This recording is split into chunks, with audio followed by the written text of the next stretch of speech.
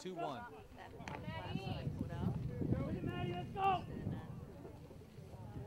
Also, so far in this game, Matt Roll, when he throws a strike, you know it's a strike. The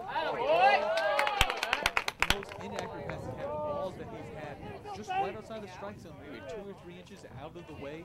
A very precise pass, or a precise pitcher so far in this game. He's doing a fantastic job. You saw the last pitch right there to make it 2-2.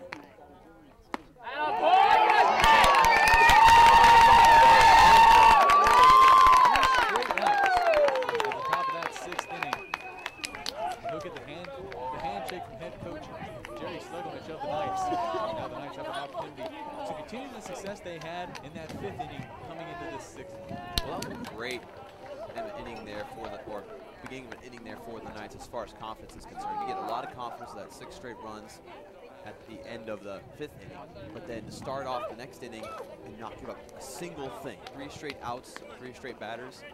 I mean, your team is just booming with confidence at this point. Knights haven't given up a run since that 2nd inning with Johnny Soto, where they gave up, I guess they gave up 3 straight in that. Now we have a new pitcher for Penn State Mont Alto, number 12, Paul Steiger. Paul Steiger, a freshman, standing at 6 foot tall from Waynesboro, Pennsylvania. So we've been through 3 Lions pitchers so far in this game. Number 26, Lowell Singer, having a number of times at the mound for the Lions. Then we saw Colin Osborne for what seems like maybe a couple of seconds, only there for really half an inning. And now we get to see number 12, Paul Steiger. See if the freshman can come in and change things up for the Lions. I think it felt like Colin Osborne just wasn't feeling his groove today. Of course, he was at the end of that inning where the Knights had 6 straight runs. And so when you have an inning like that, it really doesn't do anything good for your confidence. And plus, it just shows that maybe it's not your day. And so again, like you said, Penn State Mont Alto making the change of pitcher. Making the change of pitcher, but no changes for the Knights. Up to bat at the start of this inning is number 5, Bridger Taylor. We saw Bridger Taylor in that last inning have a great shot right down center field to get a couple RBIs on that triple he hit. And if you're Penn State Mont Alto, you just had an inning where you had 3 straight batters strike out. I mean, on the inning before where you had a massive comeback from SVU, you just got to limit the damage at this point. You got to do everything right, technically right. You can't let anything get past you. And everything just kind of almost has to play out perfectly. You have to do everything the way, by the book, I guess I should say, in order to make sure that this game is still within reach. And if you're Paul Steiger right now, you're a freshman, it's your first NCAA baseball game against the Knights. And you're staring down the barrel of a loaded gun. Up to bat right now, Bridger Taylor. On deck for him, McCannon Anderson, and on deck for him, Ryan Morin. So 3 of the best hitters for this Knights team all in a row. You're a freshman pitcher. Should be interesting to see what Steiger does.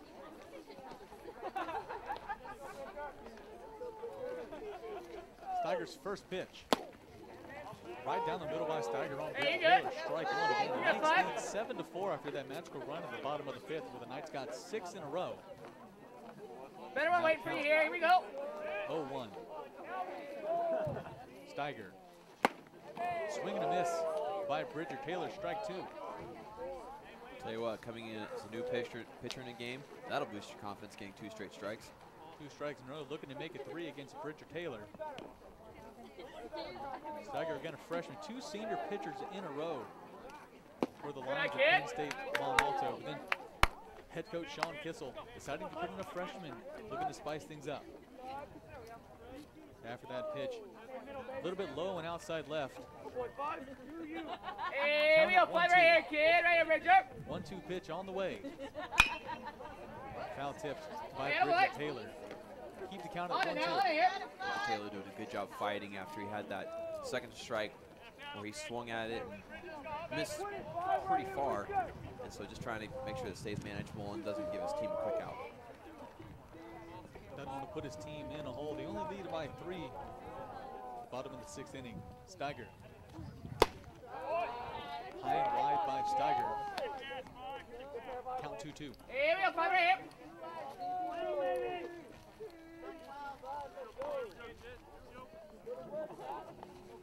Again on deck for the Knights, number 44, Cannon Anderson. Steiger now. Foul tip by Bridger Taylor. Keep the count at 2-2. Taylor now able to get a couple hits on Steiger going out of bounds, but he's able to make the contact on the ball, which should give him confidence heading into this pitch. Especially with that foul ball almost being what baseball players would call a dinger, where it makes that perfect noise right off the bat, full contact. Yeah, So he get a good pitch where he can get his full swing in. Pitch by Steiger, low into the dirt, bring the count 3-2.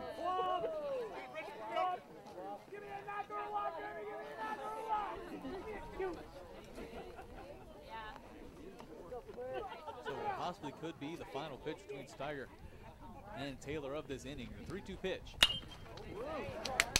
Hit by Taylor. It will find its way in the center field just behind the second baseman. Great placement by Bridger Taylor. Base hit, now at the bat, number 44, Cannon Anderson. And that's the way you dig out of a hole if you're a batter. I mean, he was already down 0-2, 2 strikes. Was able to battle back and get that solid hit in center field. Go, Cannon, right here, 4-4. Now Cannon Anderson up to bat. One of the best batters on this SVU Knights team, led the team last year in batting average. Well over 300, right around 365. And first pitch by Steiger against Anderson. Right down the middle, strike one. On deck, number 13, Ryan Mont. Anderson going to eye out pitcher here a little bit, tried to make sure that he knows exactly where he places it. So he has confidence to do something like that. That hit by Anderson. Fouled down the first base line. Bring the count 0-2. Again, runner on first, Bridger Taylor.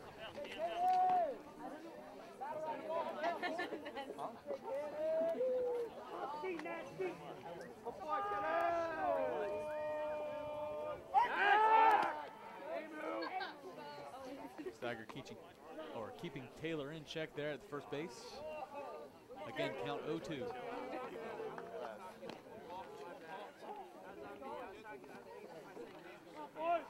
Steiger. Late call, but strike three, so Steiger able to get the strikeout. On next to the ninth, number 13, Ryan Morin. Ryan Morin again with the first home run of the day in that second set. If you're Paul Steiger, and sorry about that, Chris, but if you're Paul Steiger after giving up that base hit after starting out 0-2 against Bridger Taylor, that was a great confidence booster against Cannon Anderson, one of the better batters on this night's squad. Ryan Morin, a senior from Cedar Hills, Utah, has the experience he needs against the freshman pitcher. Swing and a miss by Morin.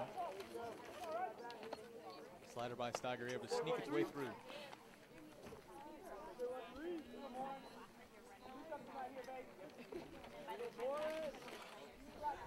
Oh, 1 count.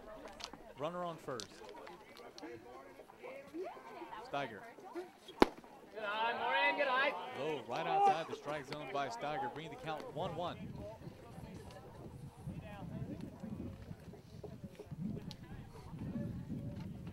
On deck for the Knights, number 28, Mitch Tice.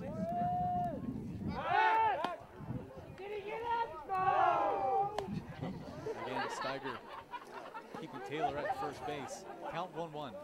I love it when dugouts get involved in the game. You hear the SVU bench screaming out, "Did he get him? No." So Bridger Taylor able to get back fast enough. It's a fun aspect of basketball, or baseball, sorry, that everyone loves.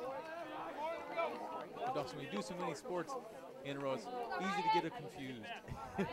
Strike by that last pitch by Steiger. Strike right down the middle. Bring the count 1-2.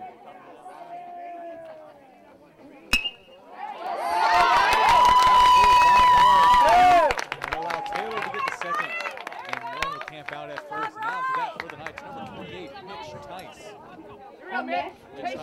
Mitch Tice is 6'6" from Boulder, Colorado.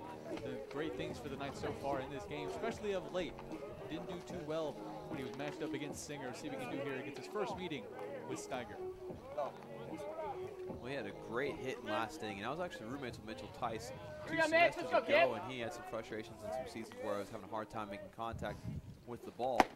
But that last hit definitely boosted some confidence in him. Hey, good, not you, 2-8. Confidence booster throw there by Steiger as the pitch right down the middle, right past Mitch Tice. Count 0-1. Runners on first and second. Foul Now tipped by Mitch Hey, Tice. cut.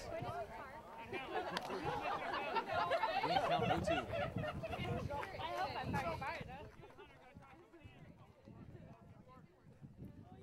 Count 0-2. Knights still lead 7-4 over the Lions of Penn State Mont Alto. Steiger doing a great job as pitcher for this Lions team.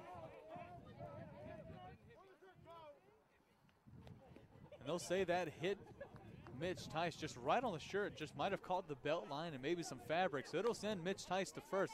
So bases loaded for this Knights team right now. And now up to bat, number 9, Hunter Blunt. I find that interesting that Mitchell Tice almost seemed like he was arguing against that it hit him because he really wanted to get an RBI, wanted to hit one of his teammates in. But instead, the umpire has the final call. Umpire has the final call. I saw on that last pitch, Mitch Tice jumping out of the way, but umpire saw the ball. Just caught a little bit of cloth maybe on the jersey of Mitch Tice, so it gives Knights a great opportunity with the bases loaded. And now Blunt up to bat. Blunt hits one right past the second baseman. Bridger Taylor makes his way to home, as well as Ryan Mont. So that's a double for Hunter Blunt. Great work by the Knights. And an unfortunate error for the second baseman of the Lions. And more importantly, 2 RBIs for this Knights team, and it continues to extend this lead by 2 runs. So the Knights now lead 9-4. Bottom of the 6th, and up to bat number 31, Brady Lamb. Runners on third and second. Brady Lamb. Go, Brady. Right here,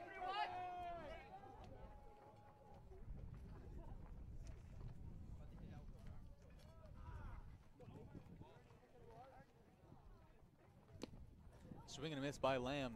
Strike 1. Yeah, Brady Lamb was really reaching there, as it was a very low pitch, barely almost grazing home plate. Count 0-1.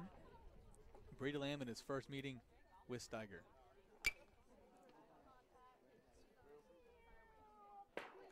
Tipped out by Brady Lamb. Bring the count now 0-2. 1 out in the bottom of the 6th. Knight lead 9-4. Hey, Brady. That's what you want. Steiger's pitch. Tip just out by Brady Lamb. Keep the count at 0-2. Again, you have runners on third and second. Mitch Tice at third, and number 9 for the Knights, Hunter Blunt, standing at second. And on deck for the Knights is number 7, Jordan Nace. But all eyes are on Brady Lamb. 0-2 count against the freshman pitcher, Paul Steiger.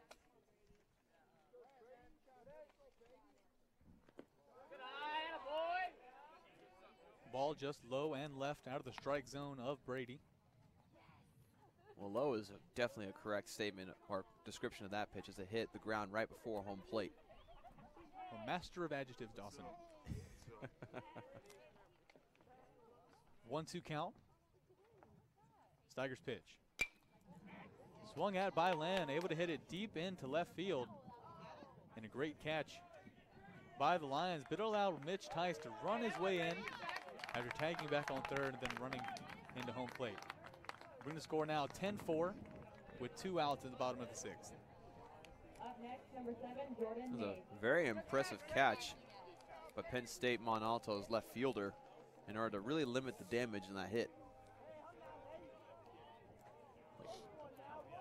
Well, I'm sorry, did I miss? Did he catch that? It looked to me that he caught it. Looked to me that he caught it as well.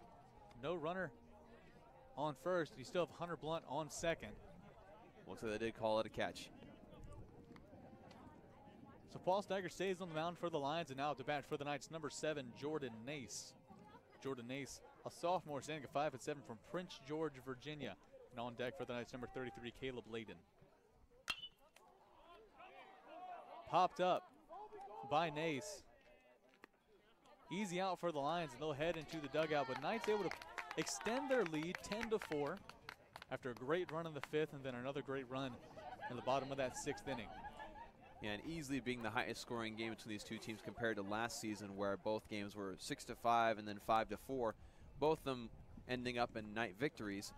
Right now, the Knights having a commanding lead over the Lions.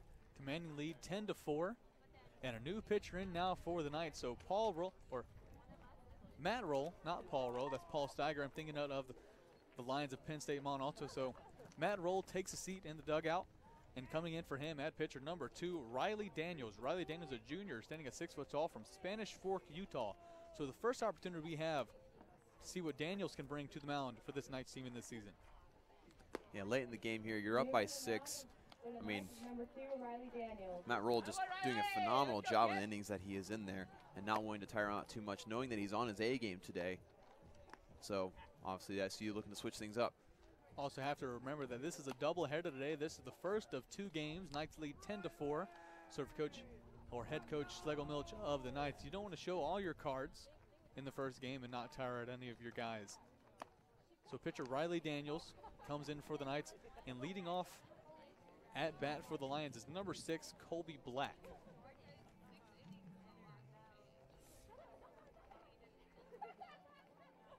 And Dawson, so far in this game, the Knights have shown 3 really good pitchers that they can use throughout the rest of this season. Jonathan Soto showed a great couple of innings.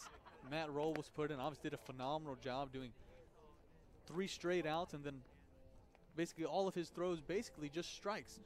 Able to do a great job there. We'll see if Riley Daniels can continue the success of the Knights pitchers so far in this game. Yeah, Black is 1 for 2 today. He hasn't gotten any runs yet, as the Lions haven't had any runs since the 2nd inning, and the Knights have been doing a great job at limiting the batting for the Lions. Again, to get things started at bat for the Lions is number 6, Colby Black.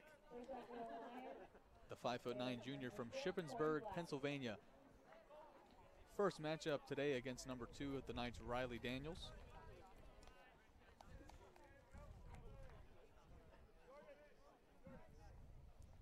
And on deck for the Lions, number 3, Chance McClure. Knights having a switch up here at second base. It's number 40, Christian Leishman, coming in, the sophomore from Logan, Utah. It looks like going out was number 7, Jordan Nace. So just taking over second base duties. Now we get back into the swing of things as Black makes his way to the plate. And Riley Daniels lines up at the mound. First pitch for Daniels. Strike right down the middle in the bottom right corner of the strike zone. Strike 1. And that one had some oomph on it. That was a well-delivered ball. Second pitch for Daniels. Tipped out right down the first base line. Bring the count 0-2.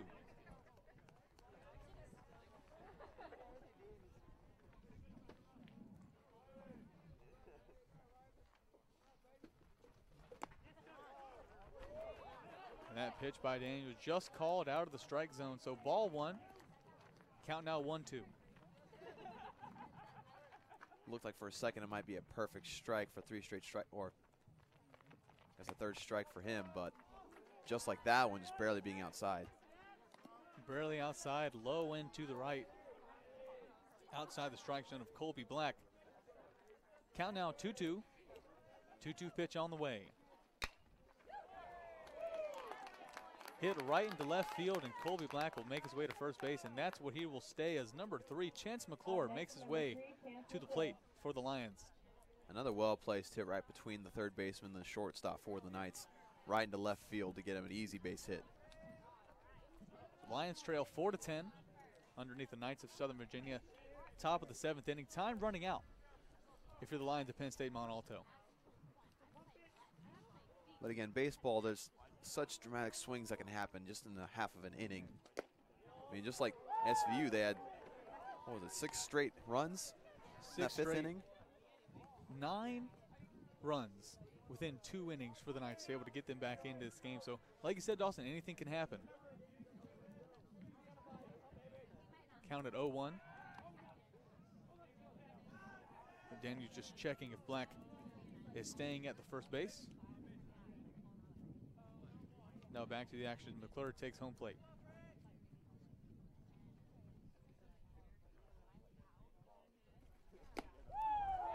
Swing and a miss by Chance McClure. Count 0-2.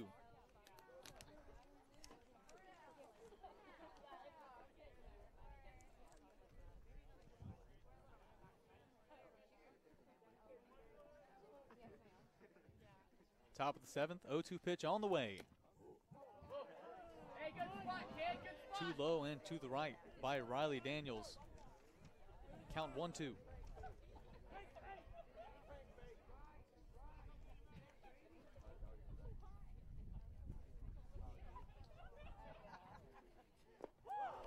Swing and a miss.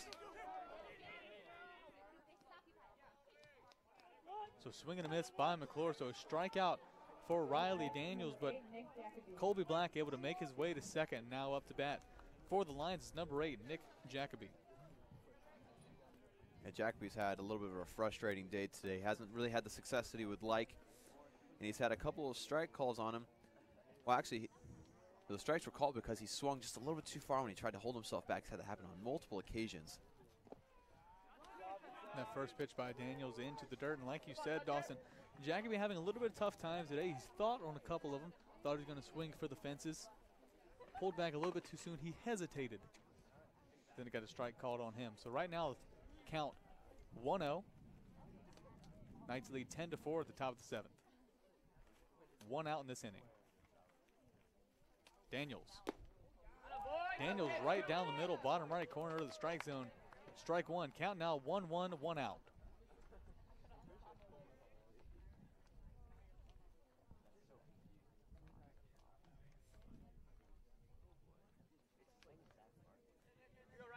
First time Jacoby has been up against Riley.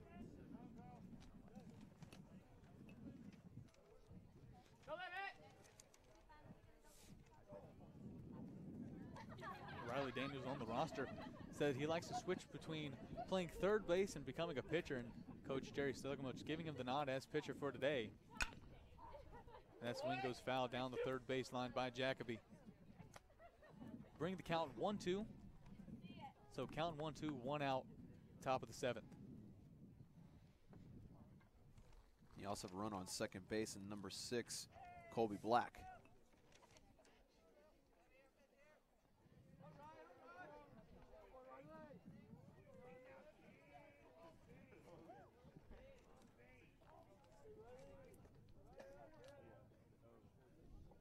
One-two pitch on the way. Swing and a miss by Jacoby. Strikeout by Riley Daniels. Now to bat for the Lions, number 7, Jeremiah Yonker. Jeremiah Yonker up to bat, but also a runner on second for the Lions. 2 outs. And Jeremiah Yonker has had a little bit of success today. He's 1 for 3. He was able to make the third base earlier on when it was at the top of the 3rd inning. Yonker off against Daniels, and great pitch by Riley Daniels. Strike one.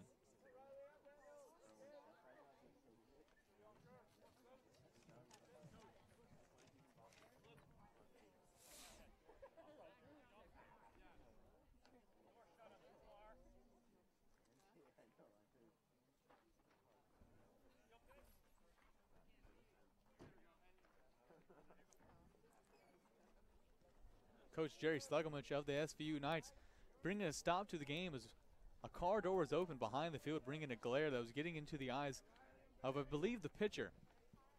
Now baseball resumes, and then a hit by Yonker. Fouled out, bring the count 0-2.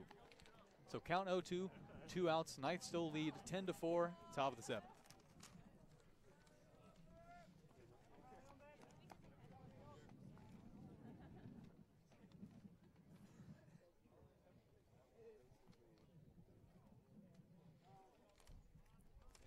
Riley Daniels taking a little bit of time to talk to his catcher about what they want to do. Jeremiah Yonker posing a little bit of a struggle today against a lot of the pitchers for the Knights, and Riley Daniels doesn't want to be the one that lets it slip up. Well, you absolutely don't. I mean, all 3 pitchers for SVU today have just done a fantastic job, whether it's Soto or you had Matt Roll and of course Daniels right now. I mean, they've all just done fantastic in the time that they've been in. Yeah, they've given up a couple runs, but for the most part, very consistent, very accurate pitches. And so again, he, like you said, just wants to continue that streak. So again, 0-2 count, 2 outs. Daniels. Top right corner, right outside of the strike zone, bringing the count 1-2. Yonker still at bat and a runner on second. On deck for the Lions is number 15, Hunter Martin. 1-2 pitch on the way. Swung and fouled out down the first base line. Keep the count at 1-2. was a powerful foul ball, too. I mean, that thing really had some oomph behind it, and so basically Daniels has to be really careful where he places this next pitch. Has to be careful because Yonker has the ability to knock it out of the park, as well as the person on deck, number 15, Hunter Martin. Infield hit. Misplayed by second baseman of the Knights, number 40, Christian Leichman. And barely avoided the run by number 6, Colby Black. And at first called out, but then umpire in the field changing his mind, saying that Jeremiah Yonker falls safe at second.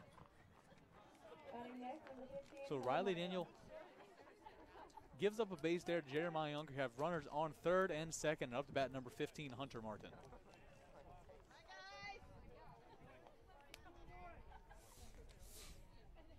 And Hunter Martin in the top of the third inning was able to reach first, and that was from an error by SVU. So he's been able to get on base today, but hasn't faced off against Daniels yet. Again, 2 outs. Daniels. Too low out of the strike zone of Martin.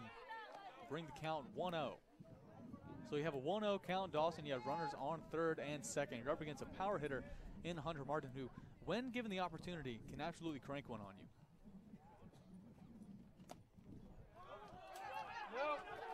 That pitch just goes off the hand of the catcher of the Knights. Number 6, Colby Black, thought about stealing home there for a second, but elected to go back to third base. Now, head coach of the Knights, Jerry Sluggomoch, having a stroll onto the field to take a talk with number 2, Riley Daniels.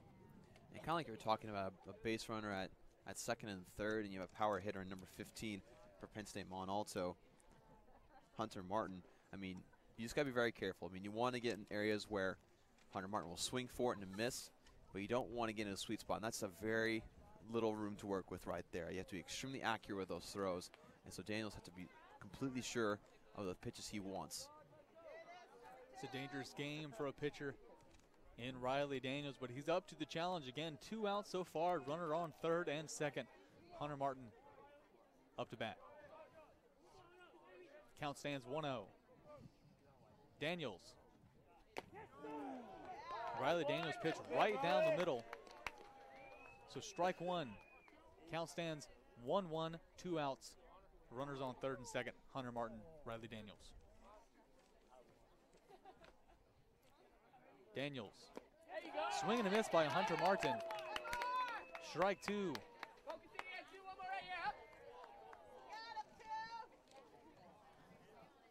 Dawson, looks like whatever Coach Jerry Sluggomoch said to Riley Daniels is working. 1-2 pitch on the way. Just outside the strike zone, bring the count 2-2. What I think Coach said to Daniels was just, don't worry about it. You know, I was talking about how against a power hitter like this, you have to really pick your poison, like the small place you have to get it into. Coach just told him, hey, just pitch the way you do. I mean, you've been doing such a great job. Pitch your greatest throws that you have, the ones you're most comfortable with, and it's been working right now. Just play your game and everything will turn out right. It turns out what Coach Jerry Sluggomoch was saying. 2-2 pitch. Looks like that the count was instead of 3-2. And they'll walk number 15, Hunter Martin, first base. Bases loaded for the Lions. Now to bat number 11, Brady Topper. And if you're head coach Sean Kissel, the Penn State Mont Alto Lions, this is the exact hitter you want up. Hasn't found too much success today, but he has the ability to knock it out of the park. First pitch between Topper and Daniels. Yeah, Topper so far in this game not able to get on base, but like you said, has that great potential for this Lions team. And so basically, the Knights' worst case scenario is a Topper hits a home run and a grand slam brings it within 2. So Daniels needs to understand is that as long as he doesn't let that happen, everything will basically be okay. Swing and a miss by Topper. Count stands 1-1. Like you said, Dawson, Topper has that ability to knock it out of the park. Last year, for his respective squad, had 101 at-bats and had a batting average of over 300. So great numbers put up by the junior, then sophomore, Brady Topper.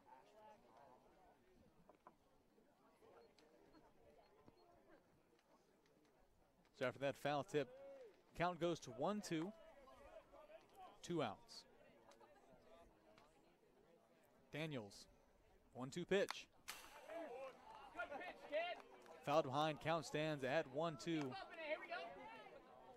On deck for the Lions, number 5, Caleb Leggett.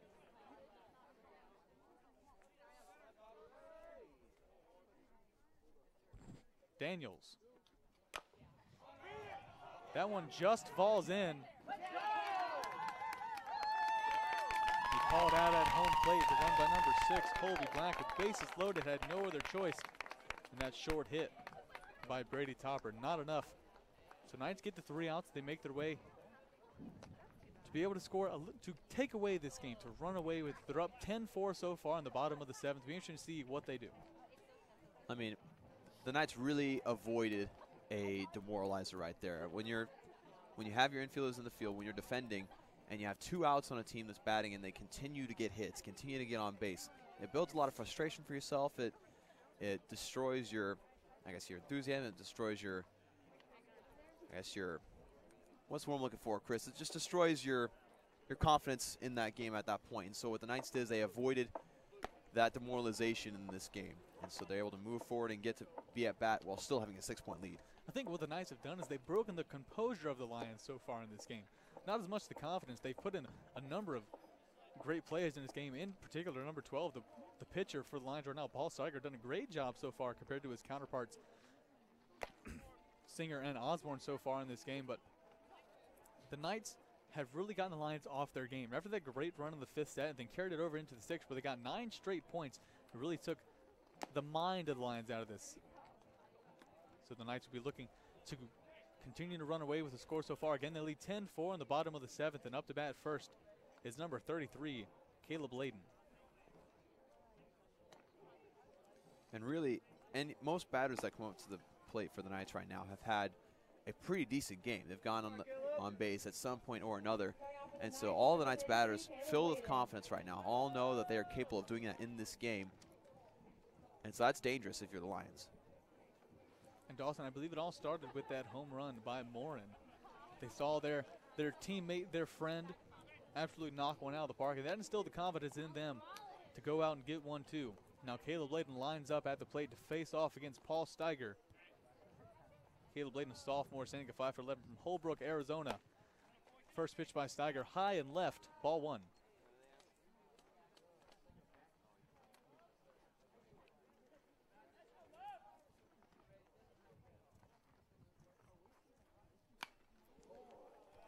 Foul tipped by Caleb Layden.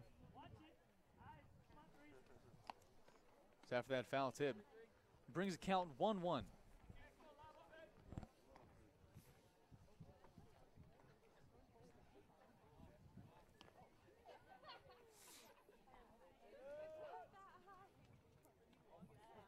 Pitch. Down low and to the right. That's ball 2. On deck for the Knights is number 6. That is Cole Critchfield. Right now, Caleb Layden with the 2-1 count on freshman pitcher Paul Steigner. Popped up into the infield. Easy out for the Lions. Caleb Layden with the pop fly. 1 out in the bottom of the 7th. Now at the bat, number 6, Cole Critchfield. Yeah, that just hit the skinny part of his bat. It wasn't a very comfortable hit for him. I think he knew right away as soon as it came off the bat that he was going to be out. And so it's just something to learn from. A little bit too far inside for him to swing at.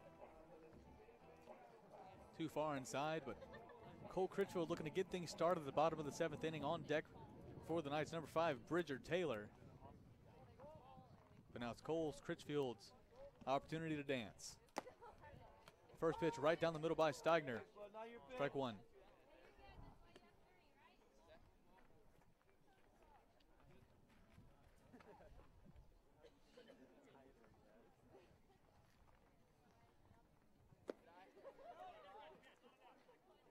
Pitch into the dirt, bringing the count 1-1, 1 out in the bottom of the 7th.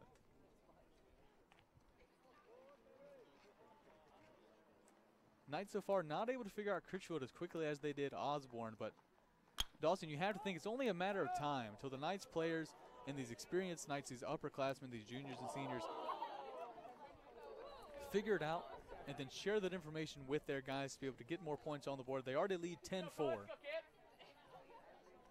Well, it's been 2 other pitchers that the Knights have been able to adjust to pretty quickly, and so I believe the Knights are more than capable of figuring that out as they get the nice hit right there. Nice infield hit by Critchfield, picked up by the shortstop of the Lions, but Critchfield able to make it to first, and that's where he'll stay as number 5, Bridger Taylor, makes his way to the plate. Obviously on deck for Bridger Taylor is number 44, Camden Anderson. So the big hitters for the Knights making their way at least into the sight of Paul Steigner. See what Steiner's reaction is. Bridger Taylor up to bat. 1 out in the bottom of the 7th. Knights lead 10-4. And so with that, the Knights out now have 14 hits, whereas Penn State Mont Alto only have 7. And some more stats. The Knights so far have 4 errors, whereas Penn State Mont Alto having 2. And so Penn State Mont Alto, according to errors, are having more of a better technical game, but the Knights just able to get more hits on the bat. And most of those errors for the Knights came in the first couple of innings. So far in this game,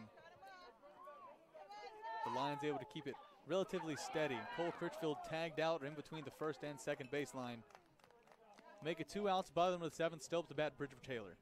Yeah, so Cole Critchfield was put into a little bit of a pickle there, as it's called, and of course, Cole Critchfield not able to get back to first base fast enough. He kept on bluffing, but the second baseman for Penn State Mont Alto, I believe that's number 6, Colby Black, was fast enough to keep the threat of throwing it to first in hand, but at the same time able to get the tag out on Cole Critchfield. So some great work by number 6, Colby Black, and number 33, Chase Fisher, first and second baseman for the Lions.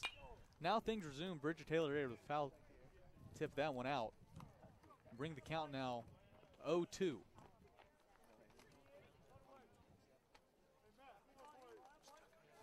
Count 0-2, 2 strikes, bottom of the 7th. Paul Steigner so far doing a great job against the experienced Knights batters.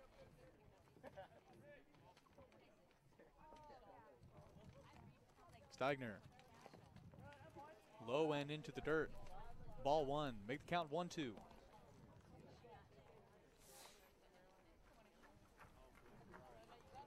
Let's go, Bridger. Here we go, 5.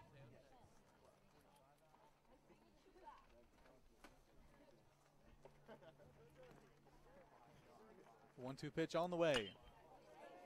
Hit deep into center field by Taylor. Easily played by the center fielder, so 3 straight outs for the Knights will end that 7th inning. Knights still lead 10-4 over top of the Lions of Penn State Mont Alto. And if you're the Knights, that's not a terrible inning for you. It's not the end of the world. They had 3 straight outs. I mean, you still have a 6-point lead. And so far, your pitching has done very well. Your infield has done a great job at limiting potential runs for Penn State Mont Alto. So no reason to really be afraid if you're the Knights right now. Just got to make sure to do your job and basically close this thing out. Your job. We've seen some great pitching so far for number 2 for the Knights, Riley Daniels, able to keep the Lions at 4 in the last couple of innings that he has been in. Looking to continue that success heading into this 8th inning.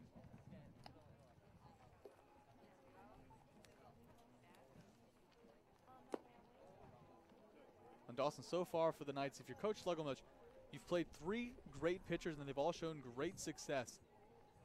You only have a number of pitchers on your roster, so coming into the second game, because this is the first of 2 for tonight against the Lions of Penn State Mont Alto, do you play the same guys just in different order, or do you try to find another pitcher on your roster and give him a shot? I mean, I feel like you play some of the same guys. I mean, especially against a very talented team from Penn State Mont Alto. I mean, they have some great hitters, great potential, but these pitchers right now have done a great job at limiting these batters. So these pitchers know exactly what to do, how to throw off these Lions batters. I mean, that's what I would do. But then again, I didn't play in the major leagues like SVU's head coach has, so that's his call. And according to Coach Slugglemuch's call, pitcher will continue to be number 2, Riley Daniels, and up to bat for the Lions, number 5, Caleb Leggett. Knights looking to continue the success they've had in the last couple of innings. That first pitch down and to the right, ball 1. Knights still lead 10-4, top of the 8th.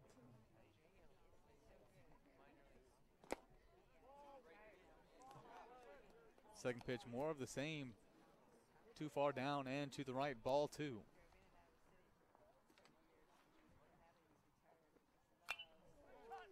Foul tipped by Leggett. Now bring the count 2-1.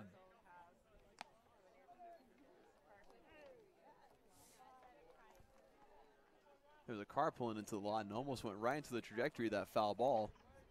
Fortunately, it missed.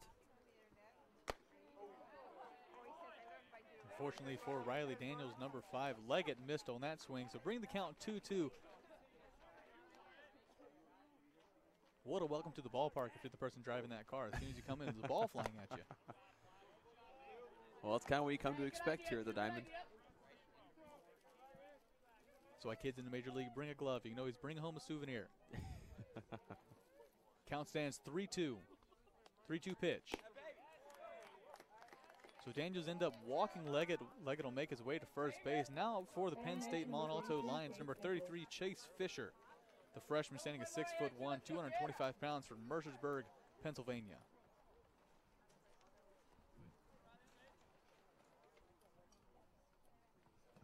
And on deck for him, number 4, Joseph Wunsch. First hit by Fisher. Foul down the first base line, bring the count 0-1.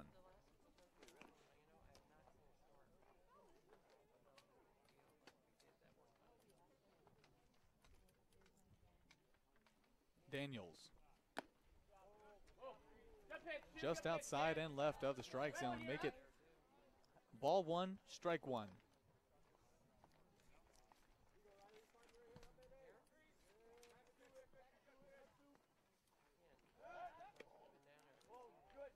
Riley Daniels making sure that Caleb Leggett kept his spot at first base. Now things will continue. Again, count 1-1.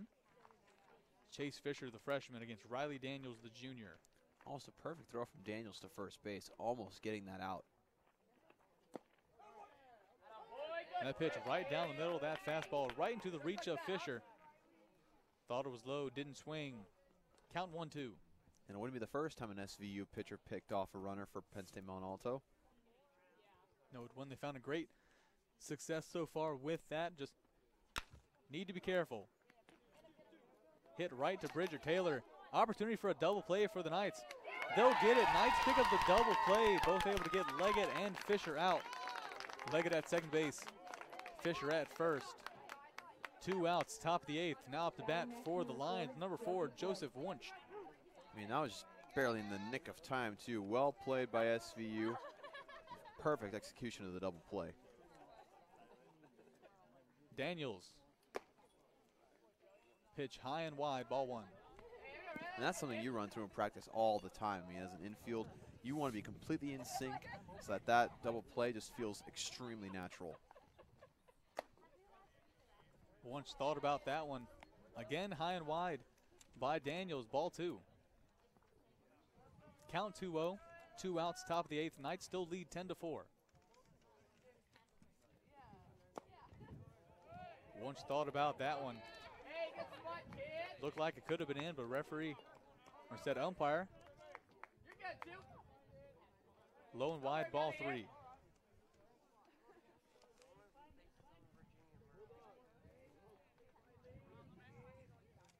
Daniels. High out of the strike zone, so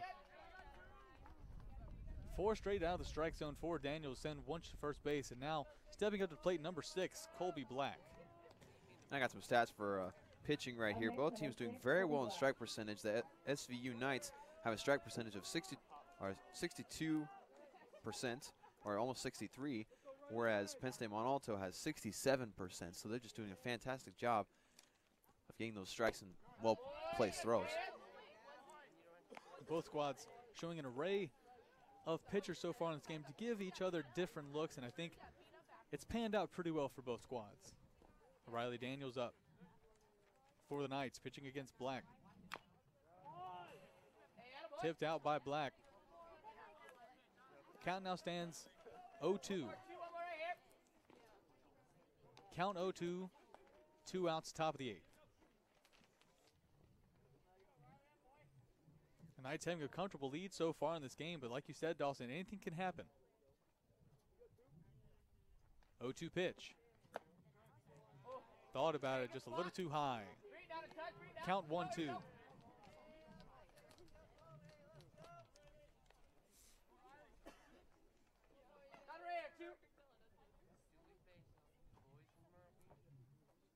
1-2 pitch on the way. Swing and a miss by Black. Strike 3. And that's the third out of the top, or of that inning. Knights able to make their way back to the dugout, still leading 10-4. They've held the Lions in 7 straight sets. Actually, I believe it's 6 straight sets. Yeah, they've just done a great job at limiting the damage. I mean, they first had that one inning where Penn State Mont Alto looked like they might have command of this game for the most part with how well they were hitting. But then SVU just came back with a fury in that 5th inning. And so basically what the plan is for SVU right now is they're up to bat, bottom of the 8th inning. What they can do is maybe get a couple runs in here, extend this lead. And if they don't, at the top of the 9th, just shut down Penn State Mont Alto and then this game a half inning early. Absolutely. Looks like getting things started for the Knights. In terms of batting, number 44, Cannon Anderson, and taking the mound for Penn State Mont Alto is number 12, Paul Steiger. Paul Steiger been in for the Lions the last couple of innings. But like you said, Dawson, if the Knights can do what they do in this inning, maybe pull ahead just by a couple more runs, and then do what they do at the top of the 9th and keep the Lions at 4 and end this game half inning early. I mean, the past 2 innings have just been kind of stagnant for both teams because Steigner and Daniels both doing tremendously well with their pitching, really limiting scoring to a stalemate, again, since that amazing 5th inning, and in the following inning for the Knights having a couple more runs. Should be known, Knights haven't scored a run since the 6th inning in this game so far. And it seems like the Lions of Penn State Mont Alto have been kept at 4 for basically an eternity. And the last person to score for the Knights was Mitch Tice, who is not on deck, but will be following the man who is on deck, number 13, Ryan Morin. So the order so far for the Knights in terms of batting: up first, number 44, Cannon Anderson. On deck for him, number 13, Morin. And then following him, like you said, Dawson, number 28, Mitch Tice. It's Cannon Anderson.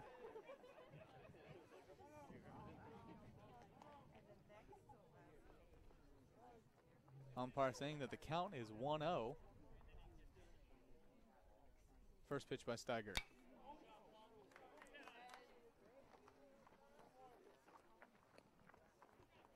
Tip foul goes behind everybody. Bring the count 1-1.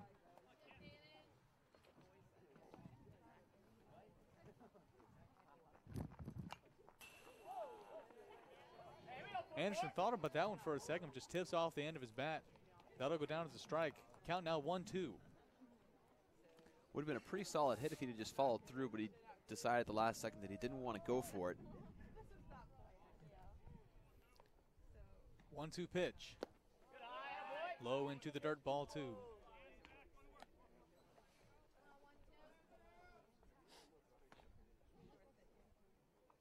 Count now 2-2. Anderson and Steiger. Steiger's pitch. Anderson thought about it, elected not to swing, goes into the dirt. Bring the count 3-2.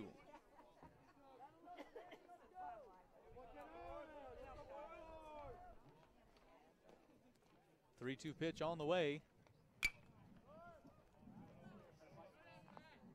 Tipped out by Anderson. He'll stay at home plate. And you know, number 13 for the Knights, Ryan Warren, is chomping at the bits to get to the plate already, hoping Anderson just hits it out of the park. Well, that's what you hope when any of your teammates are up to bat. You know, they definitely don't hope for that, unfortunately, for Anderson striking out. But again, Morin, like you said, just waiting for his turn to get to the bat, because he started things off for this Knights team scoring with his beautiful home run in the 1st inning. Absolutely did, and what possibly could be the last inning for the Knights. Up at bat, Ryan Morin wants to end the game the same way he started it. Excuse me, his home run was in the bottom of the 2nd inning, not the 1st. Bottom of the 2nd. Now we're in the bottom of the 9th. Count stands 0-1. I apologize. Bottom of the 8th. Count now stands 0-2. 0-2 and 1 out. Knights still lead 10-4. Steiger. Just outside. Ball 1.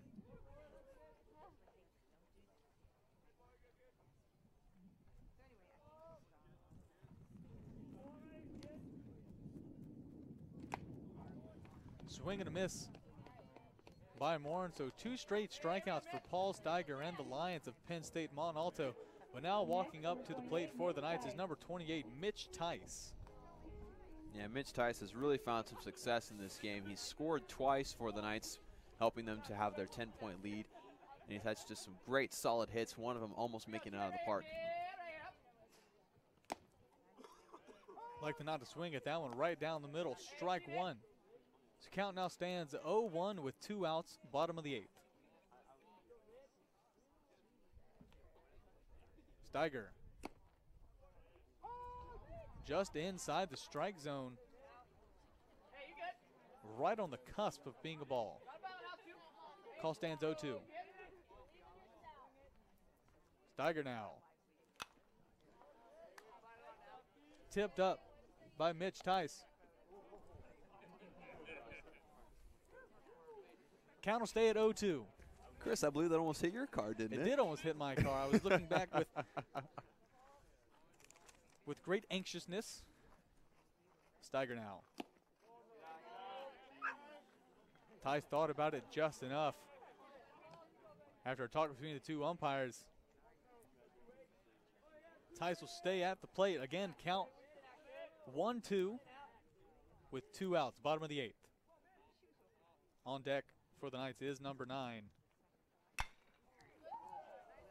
Hunter Blunt. And that hit from Tice goes out or fouls out down the first baseline. Count stays 1-2.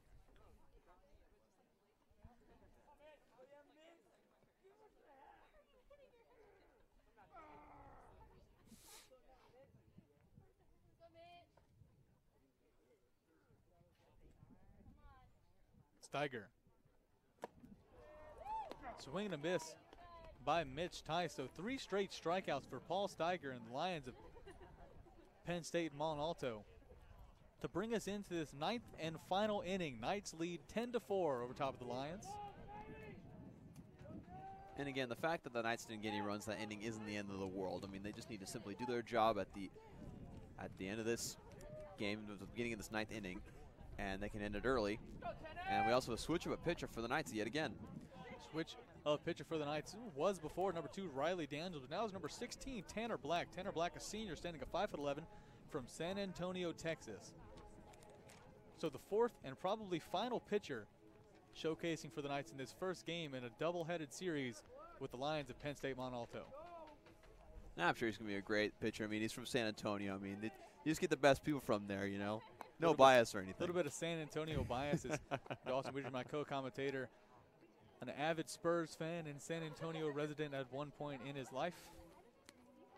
But never mind geographical location. We are here in Buena Vista, Virginia, watching the Knights take on the Lions of Penn State Mont Alto. Again, Knights lead 10-4 coming into this 9th inning.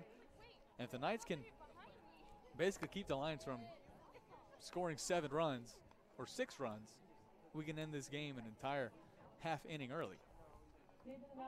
And you see Tanner Black, his pitching form, his pitching style is very unorthodox compared to a lot of other pitchers. He pitches very low and off to the side, almost kind of sidearms it. And so it's a very uncomfortable thing for a lot of batters to adjust to.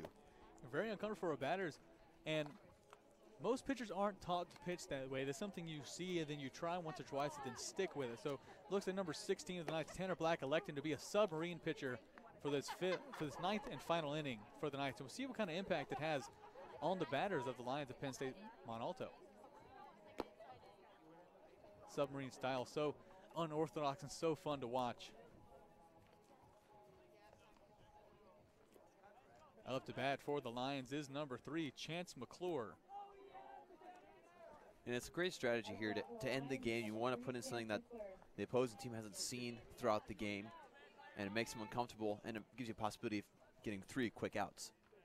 Also gives you the possibility, if he does well, Tanner Black, in this 9th and final inning, start him in the second half of this doubleheader. And his first pitch is a strike right down the middle, right by Chance McClure. Strike 1.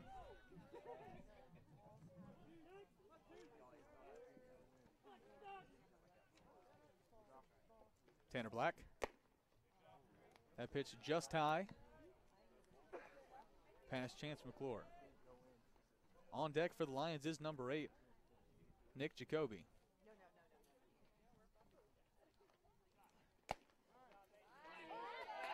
Strike 2 thrown by Tanner Black. Now count stands at 1-2.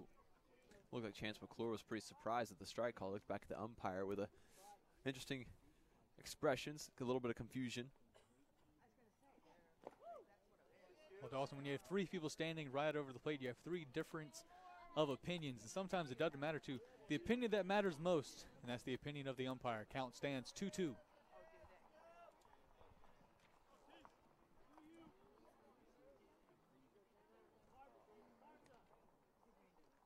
Two-two pitch on the way. Swung and just Tanner Black not able to reach it, just barely goes over his head, and that'll give Chance McClure a base hit, makes his way to first base, and now Nick Jacoby making his way up to bat for the Lions. Well, McClure doing a great job of battling right there to make sure that he stays with it. Even with a very soft hit, it was just out of the reach of Tanner Black's glove. And so, again, making things possible for Penn State Mont Alto.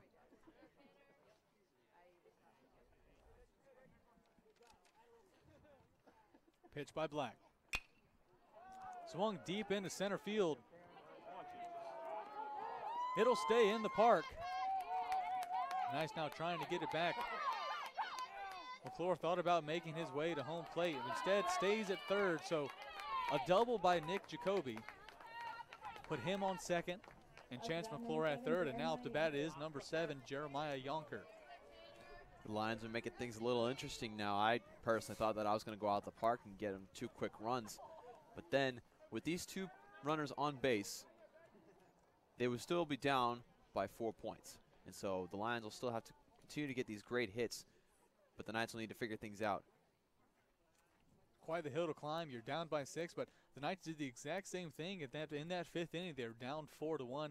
They were able to get 6 in a row to make it 7-4, and then able to add on that in the 6th inning to make it 10-4. So a mountain to climb, especially if you're at the top of the 9th. It's your last time at bat if you're the Lions. But definitely not insurmountable. You can do it. And you have runners on third and second. And you have Jeremiah Yonker, who's a great hitter at bat right now. But you're also going against a very experienced pitcher in the senior Tanner Black.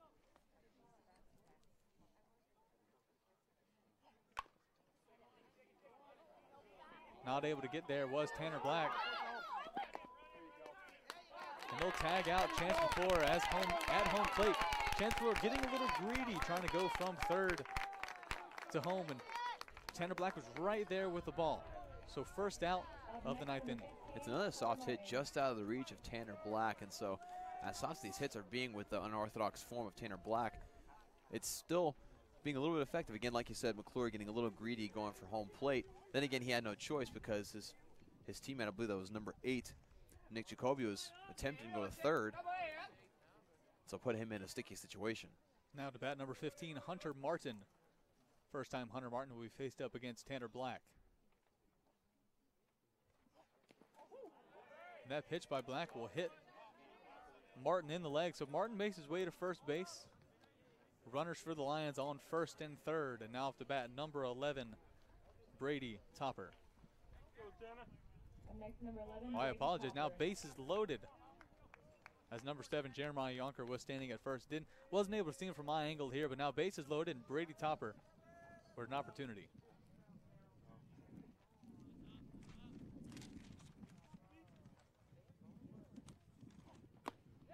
Swing and a miss by Brady Topper, strike 1. And you know Topper is just looking at his chops right now with the bases loaded, down by 6, an opportunity to pull it within 2. He's swinging for the fences. Absolutely is. Led this team last year in the lines of Penn State Mount Alto in home runs. I believe he had 5 last year. Paired up against Tanner Black.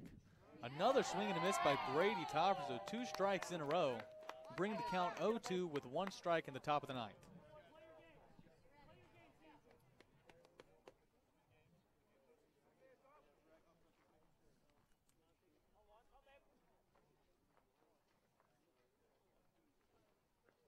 The 0-2 pitch.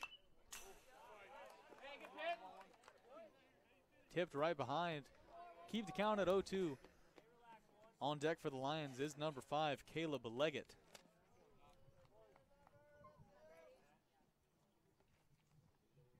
The base is loaded. 0-2 pitch on the way. Just inside, almost hit the leg of Brady Topper. Made the count 1-2.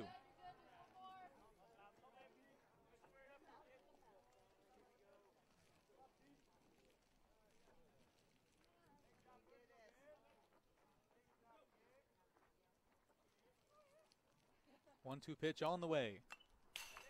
Again, foul tip back right behind Brady Topper. He'll stay at bat, and the count will stay at 1-2. Seems like when Brady Topper gets just a little bit on, he's not able to get the full bat on these pitches coming from Tanner Black. Having a little bit of trouble with the submarine pitcher. I mean, the rest of these hitters have, none of them have hit really any deep hits in the center field or anything. They've all been simple plays in midfield, I guess I should say, infield. And it's been very awkward for Knight defenders to get to it, and that's the reason why the bases are loaded. Brady Topper not reaching for that one, just goes wide. Count now, 2-2. 2-2 pitch on the way. Swing and a miss by Brady Topper. Great strikeout by Tanner Black. Keep the bases loaded, and now number 5, Caleb Leggett, gets a chance at bat. And Tanner Black has a chance to close out this game and make it so that the second half of this inning will not be needed to be played. He knows it. 2 outs. Top of the 9th. On deck for the Lions, number 33, Chase Fisher. Tanner Black hoping he'll never get to see Chase Fisher. That first pitch is low and to the right. Ball 1.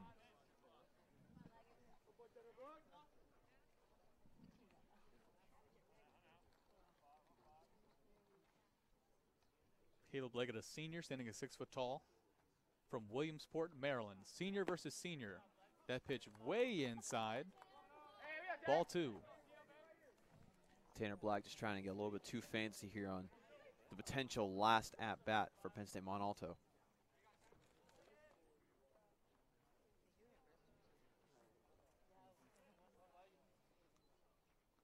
Tanner Black. Strike just inside the strike zone. Count now 2-1.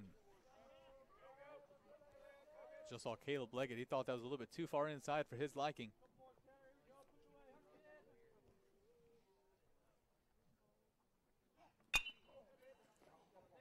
Hit right to the shortstop. Called out at second. So Knights able to end that top of the 9th. And looks like the Knights will just walk away. They win 10-4.